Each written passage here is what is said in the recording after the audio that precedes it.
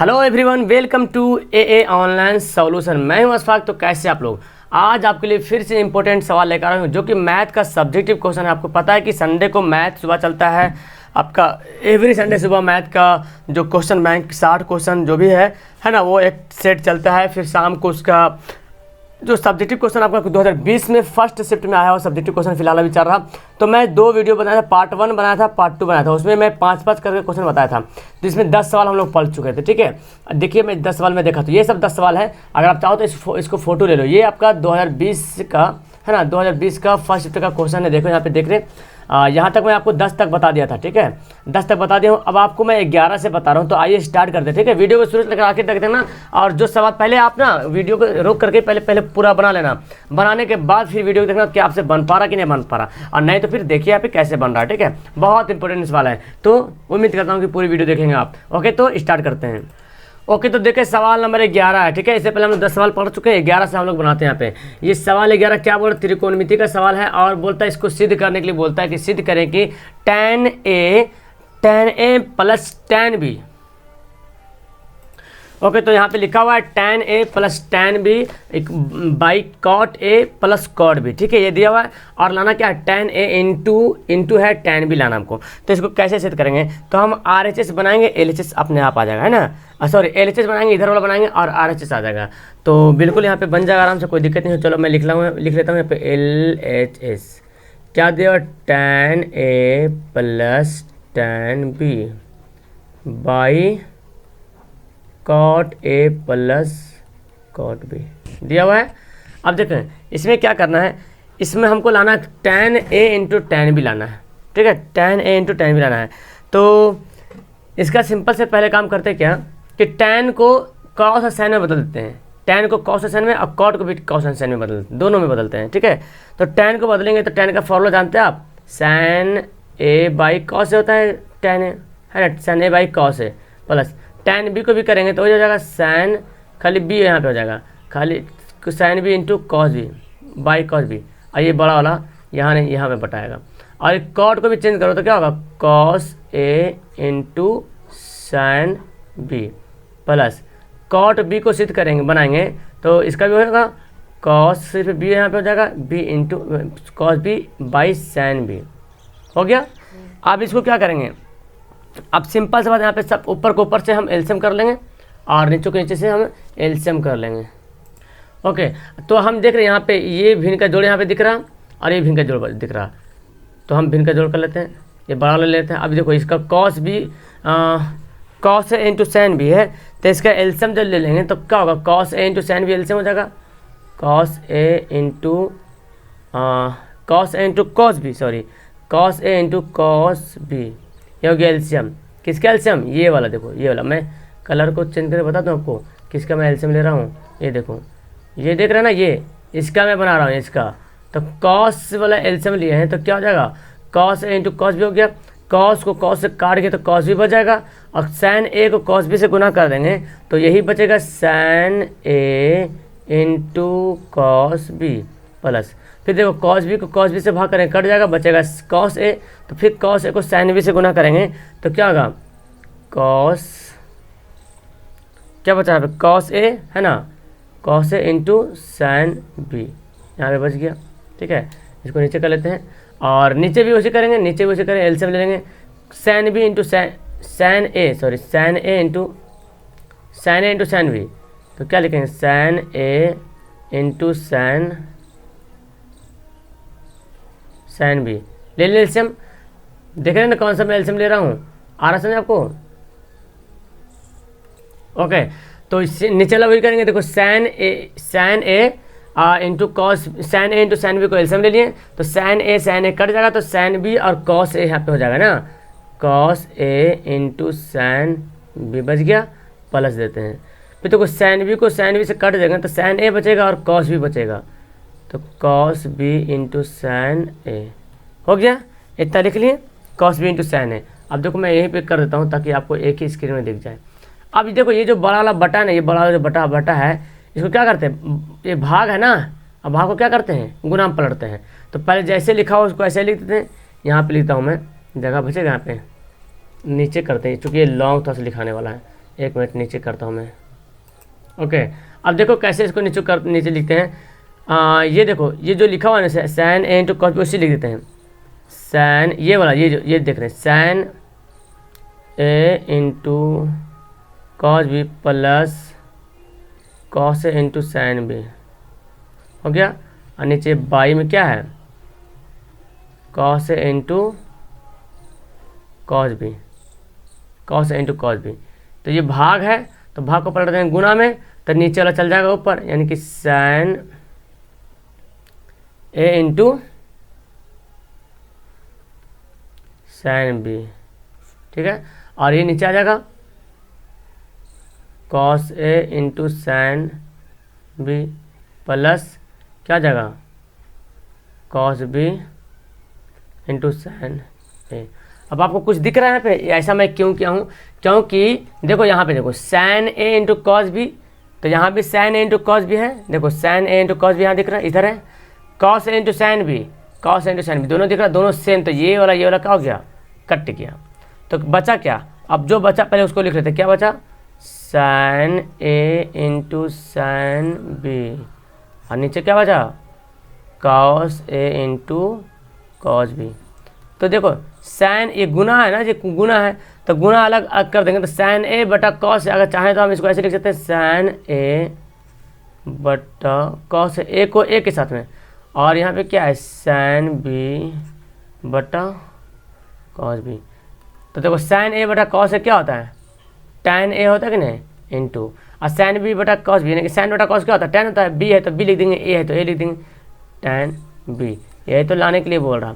और देखो मैं एक बात बताऊँ, ये क्वेश्चन एनसीईआरटी का नहीं है, एनसीईआरटी किताब में ये क्वेश्चन आपको नहीं मिलेगा।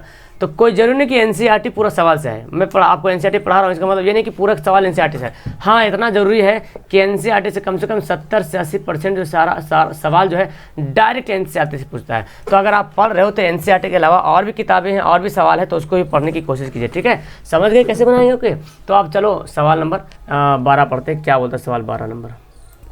तो ये देखो सवाल नंबर 12 कितना आसान सा सवाल है, निर्देशांक ज्यामिति से सवाल है और बहुत ही इजी सवाल है। ये बोलता त्रिभुज ABC है एक, तो त्रिभुज ABC मैं यहाँ पे बना लेता हूँ, त्रिभुज ABC, मेरे ख्याल से सब इसको बनाइए, ठीक है। त्रिभुज ABC, त्रिभुज बन गया ही, और सबका बिंदु दिया हुआ A दिया हुआ -3 और 0, और B दिया हुआ है 5 -2, ठीक है, और C दिया हुआ है -8 और 5। इसको मान लेते कि x1 है y1 है ना, x2 है y2 है, x3 है y3, मान लिया मैंने। अब देखो क्या बोलता है, त्रिभुज के केंद्रक निकालने के लिए, त्रिभुज के केंद्रक यानी कि यहाँ पे पॉइंट जो है केंद्रक, इसका निकालने को बोल रहा। तो त्रिभुज के केंद्रक का फॉर्मूला होता है जी, केंद्रक बराबर फॉर्मूला होता है त्रिभुज के केंद्रक, केंद्रक का नियामक लिख लेते हैं, केंद्रक का नियामक, चूँकि नियामक ही तो पूछ रहा ना, केंद्रक का नियामक, इसका फॉर्मूला होता क्या होता है, x1 + x2 + x3/3, चूँकि 3 है, x1 + x2 + x3/3, y1 + y2 + y3/3। ये फॉर्मूला अगर जानते हो तो केंद्रक आसान से बना लोगे। कितना आसान सा सवाल दिया हुआ है कि नहीं, आसान सवाल। आपको लग रहा हो कि सर भारी सवाल है, भारी नहीं है, एकदम आसान सवाल है। x1 देखो कितना मैं माना था 3, यहाँ पे मान ले 3 को x1 माना था, x2 कितना है 5 है, देखो x2 हमारा 5 है यहाँ पे, ये वाला, x3 कितना -8 है ना, कितना है -8, तो प्लस माइनस, यहाँ देखो प्लस है और यहाँ माइनस है, तो प्लस माइनस -8, और नीचे 3 है तो 3 रहने दो। y1 कितना है 0 है, y2 कितना है -2 है, और यहाँ पे प्लस y2 है, यहाँ पे माइनस है, तो प्लस माइनस माइनस जाएगा। और देखो प्लस y3 कितना है 5, तो ये 5 लिख दें /3। अब क्या करना है, तो जानते हैं जी, तो इसका तरीका क्या है, एकदम बच्चा वाला जोड़ घटाड़ करके भाग कर दो, है ना। तो 5 8 3 11, देखो माइनस जोड़ दें, 8 3 -11, 11 से 5 घटेगा कितना बचेगा -6 बचेगा, -6/3, और 5 में से 3 2 घटेगा तो 3/3।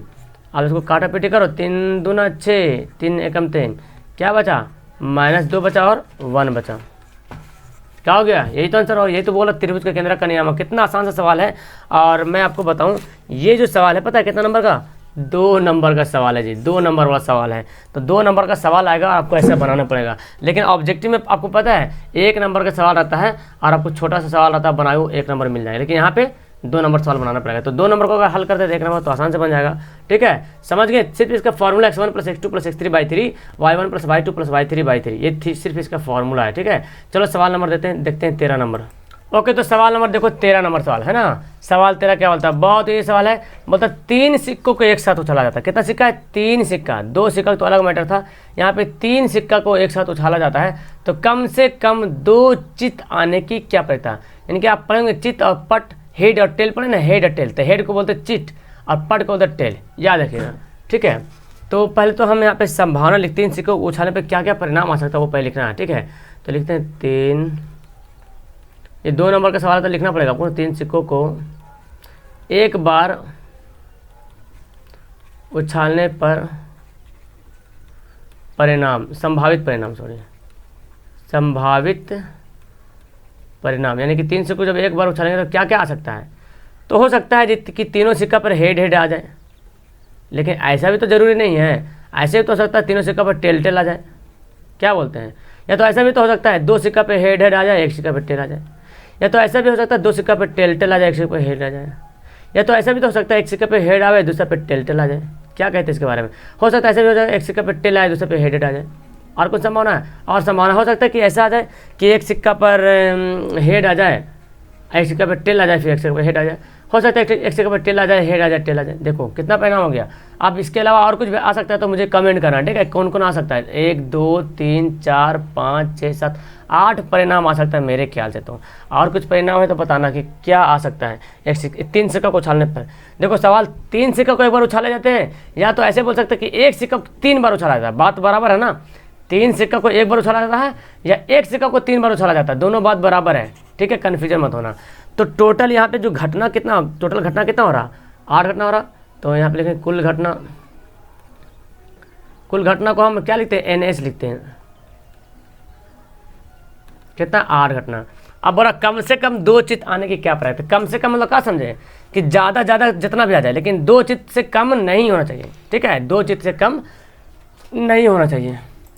ओके, तो कम से कम 2 चित आने की क्या प्रक्रिया है ये पूछ रहा है। तो 2 चित आने की घटनाएं कितनी घट रही हैं, तो हम यहाँ पे डायरेक्ट लिख दे, या तो फिर ऐसे लिख सकते हैं कम से कम 2 चित आने वाला घटना, जिसको हम लोग लिखते हैं NE लिखते हैं। क्या लिखते हैं, NE। ये नहीं देंगे, NE यानी कि देखो कम से कम 2 चित कौन कौन आ रहा। अब मैं यहाँ पे हाईलाइट करता हूँ, आपको थोड़ा सा ध्यान से देखना। ठीक है, हाईलाइट करता हूँ आपको, देख रहा हूँ। देखो एक तो आ रहा है, यहाँ पे दिख रहा है ना। तो कम से कम 2 बोल रहा, मतलब अधिक से अधिक जितना भी आ जाए। तो एक बार तो है ना, ये तो 3 आ रहा तो चलेगा, ये देखो 2 आ रहा चलेगा, ये है ना। और देखो तो ये तो एक बार आ रहा नहीं चलेगा, बोला कम से कम 2 आना चाहिए। तो यहाँ पे एक ही बार आ रहा है हेड, यहाँ पे एक ही बार हेड आ रहा, चित मतलब हेड, यहाँ पे आ रहा 2 बार। और देखो यहाँ पे कितनी संभावना हो गई। तो आप बोलेंगे सर यहाँ पे तो 4 संभावना हो गई आने की। कितना संभावना बढ़ गई, 4 संभावना बढ़ गई। अब क्या निकालेंगे, प्रायिकता निकालना है, प्रायिकता निकालना है। इसलिए प्रायिकता फॉर्मूला क्या होता है, NE/NS फॉर्मूला होता है। ठीक है, NE कितना 4 है और टोटल कितना 8 घटना है ना। 4 दूना 8, 1/2। ये क्या हो गया, हमारा आंसर हो गया। समझ गए। तो इसी तरह से आपको बनाना है कि घटना कैसे होगा, 2 चित हो, 2 सिक्का हो या 3 सिक्का हो, जो जैसे भी रहे इसी तरह से बनाना है। चलो आ जाओ सवाल नंबर नेक्स्ट की तरफ। ओके, देखो ये सवाल, और ये सवाल आपको चौंकाने वाला सवाल हो सकता है। देखो हर कोई जानता है इसको शून्य निकालने के 2-3 तरीका है। एक तो अल्फा बीटा करके निकाल लेते हो, वो शून्य हो जाता है, और एक तो गुणनखंड कर देते हो। और दूसरा है कि आपका क्या बोलते हैं जी, b² - 4ac विवेचक निकाल के बनाते हैं। तो पहले देख लो कि नॉर्मल विधि जो गुणनखंड करते हैं क्या उससे बनेगा। देखो 8 को गुना करते हैं इसको, तो 8 दूना 8 एकम 8, सॉरी 8 एकम 8, 8 आ रहा। तो 8 को कैसे कैसे तोड़ेंगे, 4 दूना 8, ये तो ईजी है ना। 4 दूना 8 करेंगे तो बन जाएगा। ओके, तो बेहतर ये होगा कि 4 दूना 8 कर दो, 4 में से 2 घटाएंगे 2 आ जाएगा। और नहीं तो फिर b² - 4ac से बना सकते हो, कोई दिक्कत नहीं, वैसे ही बनाओगे तो आंसर आ जाएगा। तो उतना झोल झाल क्यों करें, यहीं पे लिख लेते हैं। यहाँ पे समीकरण दिया हुआ है, द्विघात बहुपद दिया हुआ है x² + 2x - 8। ठीक है, ये दिया हुआ है। तो क्या करेंगे, 8 को 1 से इसको गुना किया तो 8 एकम 8 आ गया, 8 दूना तो 8 एकम 8 आया ना। इसको जब फैक्टर किया तो 4 दूना 8 होता है, और 4 में से 2 घटाएंगे तो हमारा 2 आ जाएगा। तो हम इसको तोड़ के लिख सकते हैं ना, यहाँ पे 4x - 2x, यहाँ पे 0 कर दो। ठीक है, तो देखो 4x में से 2x घटेगा, 2x बचेगा। अब क्या करते हैं जी, कॉमन ये दोनों कॉमन और ये दोनों कॉमन, एक्स स्क्वायर एक्स से कॉमन हो जाएगा तो एक्स प्लस 4 माइनस यहाँ पे क्या कॉमन होगा, 2 कॉमन होगा।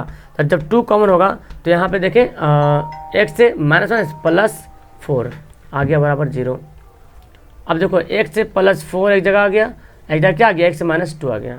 तब तो इजी आ गया ना, यहाँ पे निकाल लेने के डायरेक्ट क्या करेंगे, एक्स से प्लस 4 बराबर 0 कर लेना है।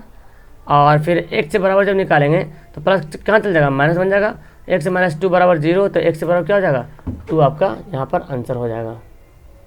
ओके, तो हमारा शून्यक आ गया, तो हम यहाँ नीचे लिख लेंगे, नीचे इसके लिए लिख लेते हैं, इसलिए शून्यक बराबर -4 और 2। तो जैसा भी सवाल है शून्यक वगैरह निकालने के लिए आया तो आप तो आराम से निकालोगे। अगर इस तरह से नहीं गुणनखंड होता है जी तो फिर आप वही नियम लगाना, b minus B plus minus /d/2a, ये जानते हैं ना फार्मूला, इसी फार्मूला से आपको बनाना पड़ेगा। फिर नहीं बनेगा तो, लेकिन बनता है तो इसी तरह से बनाओ, ठीक है। क्योंकि 2 नंबर का सवाल होता है, लॉन्ग में जाने की जरूरत नहीं है, ठीक है। चलो सवाल नंबर नेक्स्ट पढ़ते हैं। ओके, तो सवाल नंबर देखो 15 नंबर, बहुत ईजी सवाल है, आप तो इसमें तो आराम से बना लोगे, है ना। ये दिया हुआ है साइन स्क्वायर फिर 5 degree plus sine square 85 degree plus sine square 10 degree plus sine square 80 degree. लाना है हमको कितना, 2। तो LHS को बनाओ, RHS हमारा आंसर आ जाएगा LHS। आप जानते हैं ना संपूरक का फॉर्मूला क्या होता है। चलो sine square 5 degree plus sine square 85 degree plus sine square 10 degree और प्लस साइन स्क्वायर 80 डिग्री। अब देखो किसी एक को, ये दोनों में से किसी एक को चेंज करो, अरे इन दोनों में से किसी एक को चेंज करेंगे तो वो चेंज करते हैं, इसी को चेंज करते हैं। तो हम इसको हम ऐसे लिख सकते हैं क्या, साइन स्क्वायर 90 माइनस 85 लिख सकते हैं, क्योंकि 90 में से 85 घटेगा तो 5 ही बचेगा, इस पर कुछ भी प्रभाव नहीं पड़ा है। ऐसा ही होना चाहिए, जब भी आप मैथ बनाते हो ना तो पीछे मुड़ के देखना कि इस पर कुछ इफेक्ट तो नहीं पड़ रहा। अगर आप यहाँ पे 70 लिख दो या कुछ और लिख दो तो घटा के देखिएगा तो अपने आप आंसर चेंज हो रहा है, मतलब आंसर चेंज हो रहा मतलब कि आप गड़बड़ कर रहे हो, ठीक है। तो आंसर जब चेंज नहीं हो रहा मतलब ये पीछे सेम आ रहा, 90 में से 85 घटेगा तो जाहिर सी बात है कि 5 आएगा। तो हमको समझ लो यहाँ पे ठीक है। और ये बाकी साइन स्क्वायर 85 डिग्री तो पहले से ऐसे रहेगा, ये प्लस, इसको भी ऐसे करेंगे तो हम क्या लिख सकते हैं, इसको लिख सकते हैं साइन स्क्वायर 90 माइनस 80, यहाँ पे दिया हो रहेगा, यही बात लिखना है। ओके, और यहाँ पे साइन स्क्वायर 80 डिग्री जानते हैं। देखो साइन 90 माइनस थीटा बराबर क्या होता है, कॉस थीटा होता है कि नहीं होता है। साइन 90 माइनस थीटा, थीटा हमारा कितना 85 है, तो हम इसको लिख सकते हैं कॉस स्क्वायर है तो स्क्वायर दे देते हैं, कॉस थीटा बोले तो 85 प्लस साइन स्क्वायर 85 हो गया। यहाँ भी वही दिमाग लगाना है, कॉस स्क्वायर 80 है चूँकि थीटा 80 है प्लस साइन स्क्वायर 80 है। तो ये दोनों को फॉर्मूला जानते हैं ना, sine square theta plus cos square theta बराबर क्या होता है, थीटा जब देखो दोनों थीटा बराबर हो जाए तो sine square theta plus cos square theta बराबर 1 होता है। और यहाँ भी देखो sine square theta plus cos square theta बराबर क्या होता है 1 होता है। 1 1 मिलकर क्या हो गया 2 हो गया, यानी कि RHS क्या हो गया, प्रूव्ड हो गया। आया समझ में। तो ये खैर बहुत ही ईजी सा सवाल था। ओके, तो सवाल नंबर 16 देखिए, और बहुत अच्छा सवाल यहाँ पे है 16 नंबर। मैं उम्मीद करता हूँ कि आप लोग इसको बनाने की कोशिश करेंगे, ठीक है। तो 16 देखो क्या बोलता है, इसको हल लिखते हैं। बोलता है कि एक वृत्त ABC की भुजा BC को, पहले एक वृत्त बनाते हैं, ABC की त्रिभुज ABC की भुजा BC और BP, यानी कि अगर हम देखते हैं ऐसे नॉर्मल से बनाते हैं ABC, अगर बनाते हैं त्रिभुज ABC की भुजा जो है BC जो है P को स्पर्श करता है, मतलब यहाँ पे वृत्त बना हुआ है ऐसे, और यहाँ पे क्या कर रहा, स्पर्श कर रहा, ये नहीं बोल रहा। तो हम इसको क्या करेंगे, यहाँ पे बना लेंगे त्रिभुज इस तरह से, और एक यही वाला इधर आ जाएगा, ठीक है, यहाँ पे आ जाएगा। ओके, तो यहाँ पे मैं बना लिया त्रिभुज A, और यहाँ पे ये इस तरह मैं करता हूँ, ये जो BC है ना, BC यहाँ से देखो यहाँ टच किया, BC कहाँ पे टच किया, P पे टच किया, ठीक है। और बोलता है कि P बिंदु पर स्पर्श करता है तथा भुजाओं AB, ये जो AB है ना इसको देखो बढ़ा दिया जी, इसको बढ़ा दिया, पहले मैं बढ़ा दिया हूँ, बड़ा भुजाओं AB और AC को बढ़ाना पड़ता है। AB को जो है इधर बढ़ा दिए नीचे, और AC को भी नीचे हम बढ़ा दिए। जब बढ़ाए हैं तो QR पर स्पर्श करते हैं, यानी कि एक बिंदु यहाँ पे Q पे और एक बिंदु यहाँ पे R पे स्पर्श करते हैं, यानी कि ये यहाँ से तक का वृत्त का व्यास हो जाएगा, जाहिर सी बात वृत्त का क्या होगा, व्यास होगा, है ना। और एक यहाँ पे टच होकर गया, है ना, वृत्त का व्यास। तो यहाँ से यहाँ और यहाँ से यहाँ, तो देख रहे हैं जो दूरी यहाँ से आ रहेगा वही दूरी यहाँ से आ रहेगा, तो दोनों दूरी आपस में क्या हो जाएगा, बराबर हो जाएगा, क्योंकि दोनों आसपास रेखाएं हैं, आसपास रेखा पे गया है तो ये बिंदु आपस में क्या होगा, बराबर होगा। क्योंकि ये क्या है, B C C Q R और बी सी के आपस में समांतर रेखाएं बन रहा, इसीलिए। तो हम पहले इसको लिख लेते हैं, यहाँ लिखते हैं, चूंकि हम क्या जानते हैं, चूंकि किसी बाह्य बिंदु से वृत्त पर खींची गई स्पर्श रेखाओं की लंबाई क्या होती है, समान होती है। बाह्य बिंदु से अगर खींचते हैं, ये बाह्य बिंदु क्यों है, इससे स्पर्श रेखा यहाँ जाता है, इससे स्पर्श रेखा जाता है, तो दोनों स्पर्श रेखाओं की लंबाई यहाँ तक दोनों स्पर्श रेखाओं की लंबाई क्या होगा, बराबर होगा। वही लिखते हैं, चूंकि किसी बाह्य बिंदु से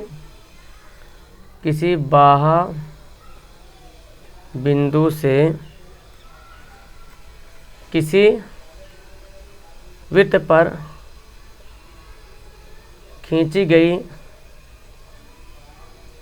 स्पर्श रेखाओं की लंबाई समान होती है, ये जानते हैं हम। तो जब समान होता है इसका मतलब क्या हो, ए क्यू और ए आर आपस में क्या हो गया, बराबर हो गया। तो हम लिख सकते हैं इसलिए यहाँ पे ए क्यू बराबर ए आर। जब समान होती है, वृत्त बाहर से खींची गई स्पर्श रेखा वृत्त से स्पर्श होकर जाता है तो ये रेखाएं समान होती, लिख दिया, हम जानते हैं, थ्योरम भी ये दिया हुआ था आपका वृत्त में। तो ए क्यू और ए आर आपस में क्या हो गया, बराबर हो गया। ओके, और इसमें क्या क्या बराबर है, क्या क्या कौन कौन स्पर्श रेखा वो भी लिख लेते हैं, है ना, कौन कौन स्पर्श रेखा वो भी हम लिखते हैं। चलो, और फिर यहाँ पे देखें कि आपका देखो बी क्यू जो देख रहे हैं, ये बी क्यू यहाँ जा रहा है बी क्यू, और ये क्योंकि जहाँ पे पॉइंट में मिल रहा है ये वाला, और जो बीपी है, इन दोनों बी क्यू और बीपी आपस में क्या हो रहा, समान हो रहा, ठीक है। तो यहाँ पे लिख लेते हैं बी क्यू बराबर बीपी, और कौन सा समान होगा, तो यहाँ भी हो जाएगा पीसी हो जाएगा, पीसी जो है या पीसी सीपी जो बोलो, पीसी जो है, कहाँ गया मेरा पेन, ये देखो पीसी और सीआर का होगा, आपस में समान होगा, पीसी बराबर सीआर, आपस में क्या हो गया, बराबर हो गया। अब जब बराबर हो गया तो पहले हम क्या करते हैं, ये तो दिया हुआ है फिगर से हम पता चल रहा कि हमको यही था, तो हम त्रिभुज का परिमाप, चूँकि यहाँ पे क्या बोल रहा, सिद्ध करने बोला त्रिभुज का एबीसी का परिमाप निकालने को बोल रहा कि एबीसी का त्रिभुज ए क्यू जो ए भुजा जो ए क्यू जाएगा वो त्रिभुज एबीसी का परिमाप के जो आधा है, मतलब परिमाप जानते हैं ना, तीनों भुजाओं का जोड़ते हैं तो परिमाप होता है, तो उन तीनों भुजाओं का जोड़ का आधा है कौन, ए क्यू, यानी कि यहाँ से यहाँ तक। तो पहले त्रिभुज एबीसी का परिमाप लिखते हैं, लिखते हैं आप नीचे लिखते हैं, इसलिए त्रिभुज ए बी सी का परिमाप, फॉर्मूला क्या होता है जी, अगर ए बी सी का आप परिमाप निकालना चाहें तो A B plus B C plus A C या सी ए जो बोलो, है ना, तीनों भुजा को जोड़ देंगे तो A B plus B C plus C A या ए सी जो बोलना है लिख दूँ। तो चलो मैं ए सी ही लिख देता हूँ, गर्मी भी लग रही है इसे ए सी। अब देखो यहाँ पे क्या करेंगे, इसको कुछ चेंज करना पड़ेगा आपको, क्योंकि यहाँ पे देखो कुछ ना कुछ एक दूसरे से बराबर हो रहा था। बी सी यहाँ पे देखो तो ए सी ए क्यू यहाँ पे दिख रहा है, ए बी भी दिख रहा, तो हम क्या करेंगे, ये जो ए बी लिखा हो ना, ए बी यहाँ से तक ए बी है, इसको समझिए, कहाँ गया, ये ए बी है, तो ये ए बी तो यहाँ से यहाँ तक जा रहा, ए सी यहाँ से यहाँ तक जा रहा, ये जो पी सी बी सी लिखा हूँ, बी सी को मैं तोड़ के लिख सकता हूँ, B P plus P C लिख सकते हैं कि नहीं, B P plus P C, चूँकि बी सी की लंबाई को हम ऐसे भी लिख सकते हैं, B C B P plus P C लिख सकते हैं। तो हम इसी को आगे कर लेते हैं यहाँ पे, और क्या लेते हैं, ये तो ए बी ऐसे रहेगा, और बी सी का लिखें B P plus P C, चूँकि बी पी और पी सी मिल के क्या बना, बी सी बना, और यहाँ पे ए सी ऐसे रह जाता है। अब देखो बी पी को क्या माना था मैंने, देखो बी पी किसके बराबर था, बी पी बराबर था बी क्यू के बराबर, तो ए बी बराबर बी पी किसके बराबर, बी क्यू के बराबर, बी क्यू, और फिर आपका पी सी तो किसी के बराबर दिख नहीं रहा, हाँ दिख रहा, पी सी देखो पी सी किसके बराबर है, सी आर के बराबर है, किसके बराबर है, पी सी सी आर के बराबर है, तो सी आर लिख देंगे, और ए सी लिखा हो तो ए सी को ऐसे लिख देंगे। अब यहाँ पे देखिए हमको क्या दिख रहा, ए बी, यहाँ देखें ए बी और बी क्यू, ए बी और बी क्यू मिलकर क्या बनेगा, ए क्यू बन जाएगा, ए बी और बी क्यू मिलकर ए क्यू बन जाएगा। तो यहाँ देखें ए बी और बी क्यू मिलकर क्या बन गया, ए क्यू बन गया। और इधर भी देखिए सी आर और ए सी, देखो जी सी आर और ए सी है ना, यहाँ से तक सी आर, यहाँ से तक ए सी, ये दोनों मिलकर क्या बन गया, ये दोनों मिलकर ए आर बन गया। तो हम लिख देंगे ए आर बन गया, सॉरी ए क्यू क्या बन गया, ए आर बन गया। चलो ए आर ही लिखते हैं।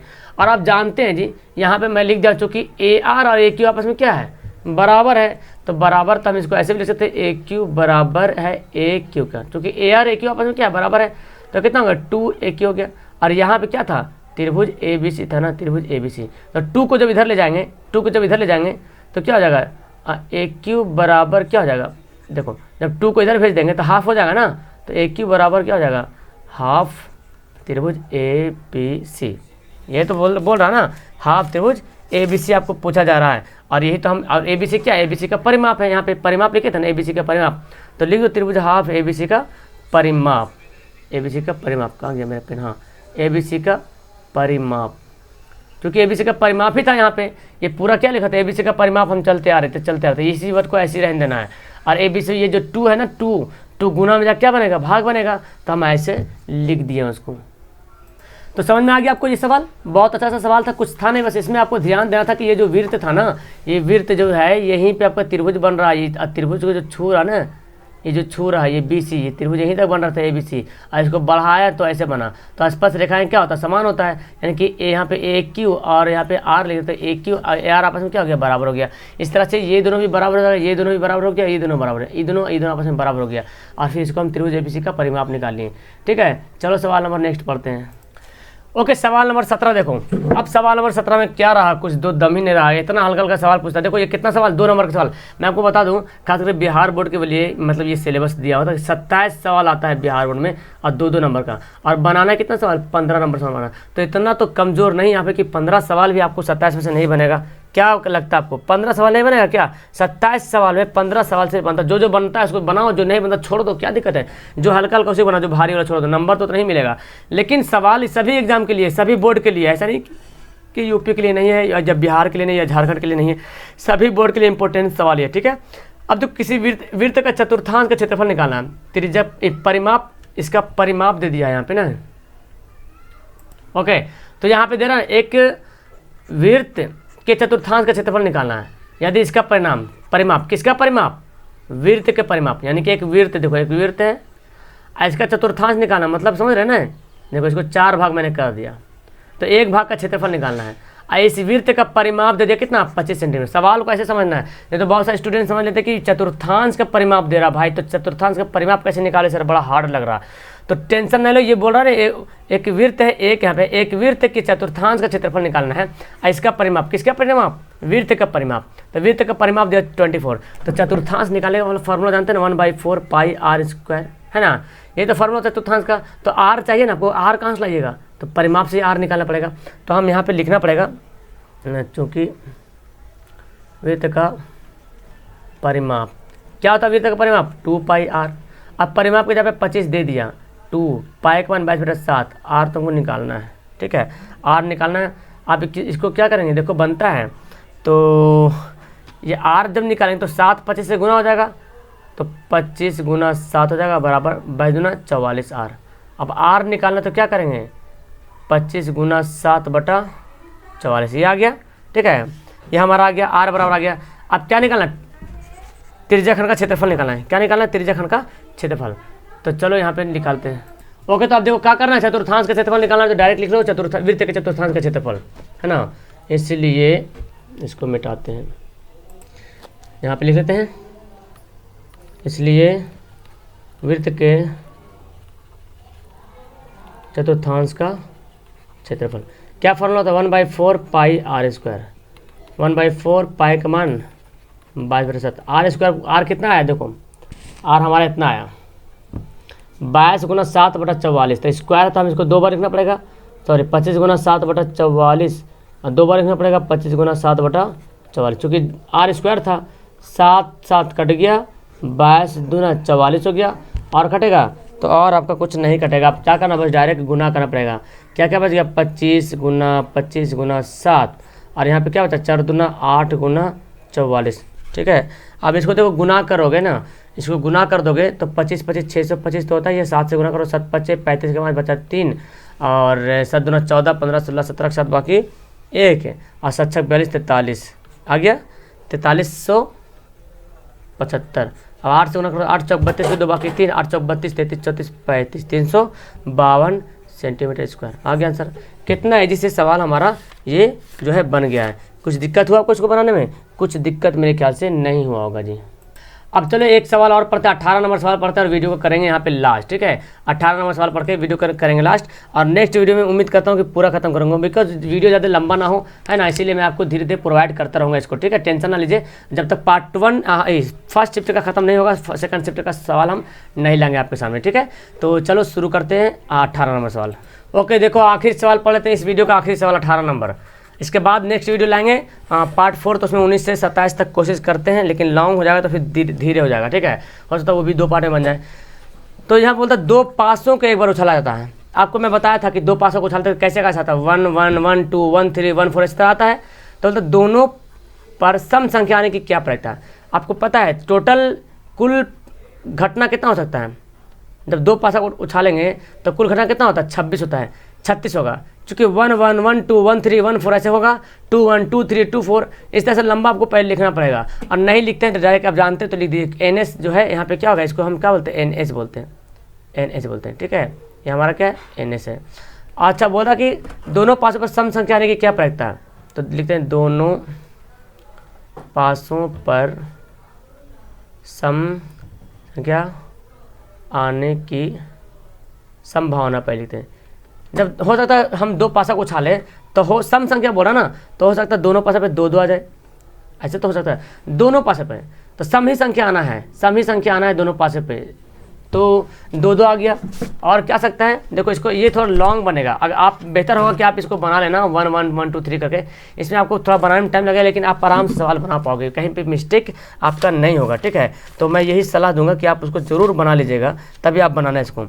तो यहाँ पे आ गया, और देखो 2 2 आ गया, तो 2 4 भी तो आ सकता है, पहले 2 से लिखते, चूँकि 1 वाला तो आएगा नहीं 1, तो 2 4 आ सकता है और 2 6 आ सकता है। चलो 3 वाला तो आएगा नहीं, चूँकि 3 तो विषम संख्या हो, 3 में तो चलेगा नहीं। 4 वाला में क्या आ सकता है, 4 4 2 आ सकता है ना, 4 4 आ सकता है और 4 6 से, दोनों पास पे सम संख्या। 5 तो लेंगे नहीं, चूँकि 5 तो विषम संख्या होगा। 6 2 आ सकता है, 6 4 आ सकता है और 6 6, यही घटना है ना, यही 12 घटना, 3 3 9 घटना घट सकता है। टोटल घटनाएं जो घटेगा वो 9 घटना, तो हम लिखते हैं इसलिए NE यानी कि घटना जो घट रहा कितना 9, तो हम लिखते हैं प्रायिकता निकालने को बोल रहा, तो प्रायिकता क्या होगा, NE/NS होता है जी। तो NE कितना है 9 है, NS कितना है 36, 9 चौक 36 1/4, यही क्या हो गया आपका आंसर हो गया। समझ गए। तो यहाँ पर आपको सवाल मैं कहाँ से बताया हूँ, आपका मैं 11 से 18 सवाल बता दूँ, यानी कि मैं आपको 8 सवाल यहाँ पे क्लियर कर दूँ आधा घंटा के अंदर में, ठीक है। तो उम्मीद करता हूँ आपको सारी सवाल जो है समझ में आ गया होगा।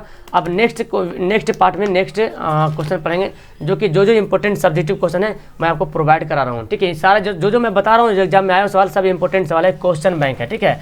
और कोशिश करूंगा जब तक मेरे पास क्वेश्चन बैंक रहा है अवेलेबल, जो का है मैं आपको प्रोवाइड करता हूँ, ठीक है। वीडियो अच्छी लगे तो लाइक वाइक करना। अगर आपको फोटो वगैरह लेना है, स्क्रीनशॉट लेना है, तो देखो मैं यहाँ पे स्क्रीन को स्क्रॉल करता हूँ धीरे धीरे, ठीक है। आप इसको फोटो ले लो, देखो यहाँ पे मैं स्क्रीन को धीरे धीरे, आप वीडियो को रोक लो और वीडियो को रोक करके फोटो ले लो। ये क्वेश्चन बैंक है, सभी क्वेश्चन बैंक आपको बनाने आना चाहिए, क्योंकि यही सब सवाल मैच करेगा, टैली करेगा, दूसरा कुछ सवाल नहीं आने वाला, ठीक है। अच्छा लगा है वीडियो तो आप इसको क्या करना, लाइक करना, शेयर करना। अच्छा, बहुत से स्टूडेंट सोचते हैं कि सर मैं जुड़ूँ आपसे, तो मेरे से बहुत से व्हाट्सअप नंबर मांगते हैं, तो व्हाट्सअप नंबर तो मैं नहीं देता हूँ। टेलीग्राम आप इंस्टॉल कर लीजिए एप्लीकेशन प्ले स्टोर से टेलीग्राम, और वहाँ पे सर्च करेंगे AA ऑनलाइन सॉल्यूशन 2021, ये ग्रुप को बना हुआ है। वहाँ पे 2 यानी कि 3000 होने वाला है स्टूडेंट, 3000 के आसपास स्टूडेंट होने वाला है, सब यहाँ पे जुड़े हुए हैं। मेरे से भी कुछ हेल्प लेना चाहते हो तो ले सकते हैं यहाँ पे, ठीक है। तो अच्छी लगे वीडियो है ना, तो लाइक करना, और बाकी तो सब कुछ तो पता है आपको। नेक्स्ट वीडियो में मिलता हूँ, that's all, thank you everyone, have a nice day.